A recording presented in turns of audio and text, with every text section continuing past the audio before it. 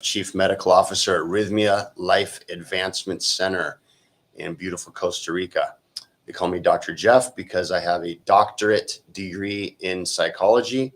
I also have a master's degree in public health from UCLA, where I studied health policy and program development. So my job at Rythmia is to make sure that we are compliant with our license and make sure all the guests feel safe to do deep work and to become vulnerable in healthy ways with their own process and get past trauma, get past anxiety, get past depression, get past a history in the past of maybe having an addiction issue back in the day, and they're trying to kind of get some new focus for themselves.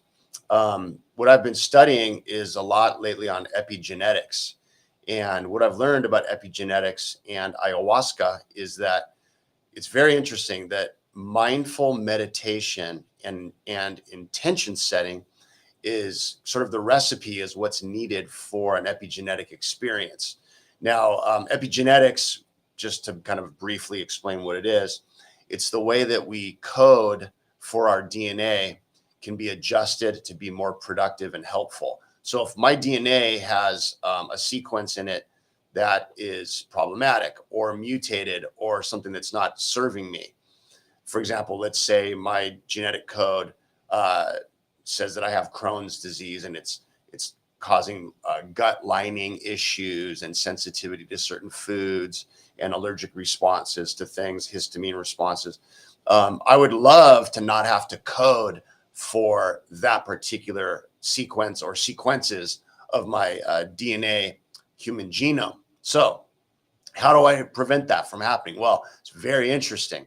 There's a study that's being conducted that shows that there's certain genes that are being adjusted with ayahuasca when you drink it, and they're helping with how you store and process traumatic memories. So if I have Crohn's disease and I don't want to have the symptoms of it any longer, and I've been on meds and I've changed my diet and I've done all these different things, one possible way that is showing to be productive in some of the literature is drinking ayahuasca, not to cure Crohn's, because I want to be really clear about that.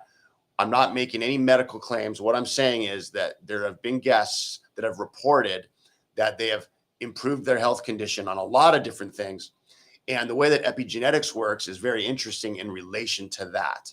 So what happens is if I have a goal and I'm sitting and I'm thinking and I'm meditating and I'm clear about what I want to do, and then I forget about ayahuasca, I'm just meditating and thinking and processing what my goal is for my health, whatever it might be. I want to have general health and wellness. I want to get rid of Crohn's disease. I want to, whatever it might be, whatever your health related issue might be, rheumatoid arthritis, whatever issue, and you sit and think, and then mindful meditation creates methylation and histone formation in the DNA strand. So what that means, methyl groups attach to the DNA strand and cause what's called a stop protein.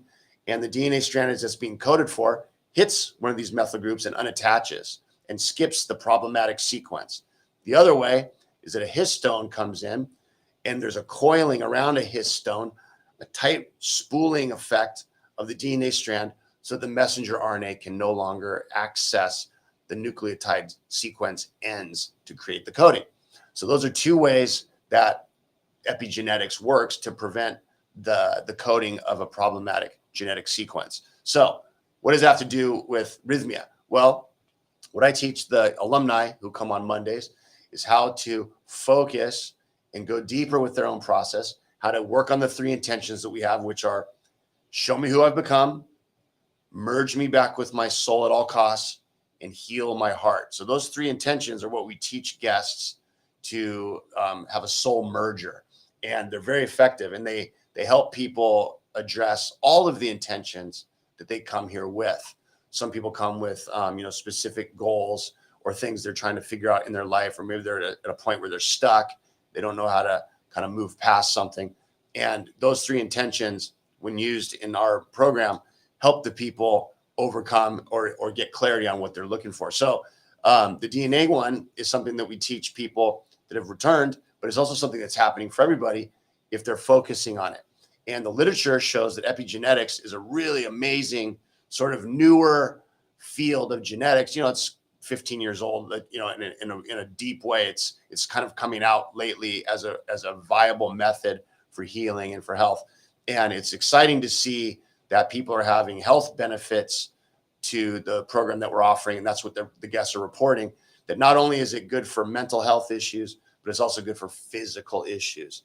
And there's a detoxification effect. There's also different properties of the plant medicine.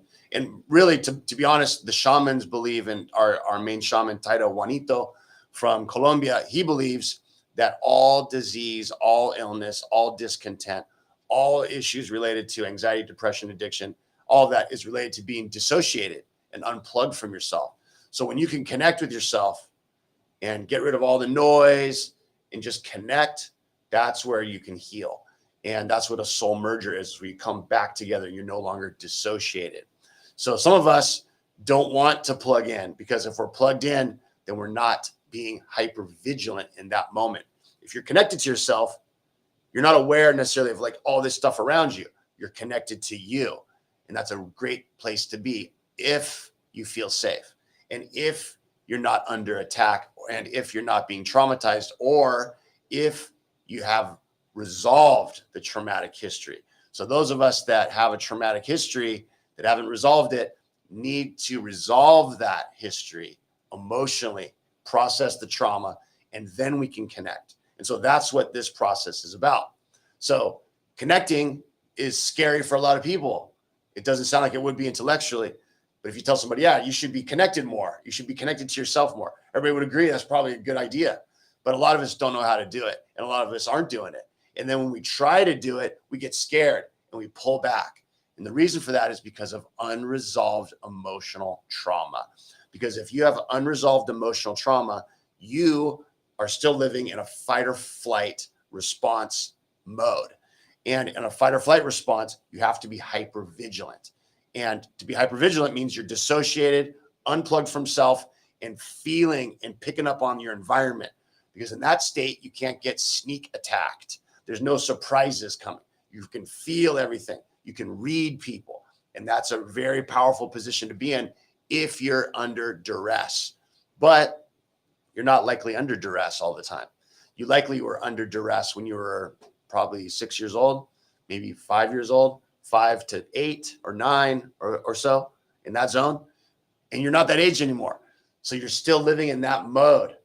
And that's what's leading to all these issues you're having with not trusting people, not getting close to anybody, not believing in yourself, like having self-doubt and all this kind of stuff. That's where that stems from. So how do you get past that? Like, how do you resolve that? Well, you can go to therapy for 10 years. That's one way. You can take meds and just pretend it's not there and mask the symptoms. You can start doing drugs, or you can have a drink, start having a drinking issue. Those are ways. None of those ways are good. Those ways don't work very well. I'd rather have you handle it immediately. Come down to Rythmia and learn how to do it, because that's what we're doing. That's exactly what we're doing every single week here. It's helping people overcome their fear of connection with themselves.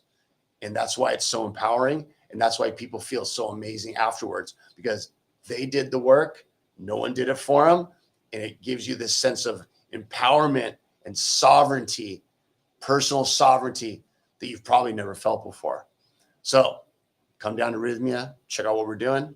I'd love to meet you. Thanks for watching. See you next week. Pura vida.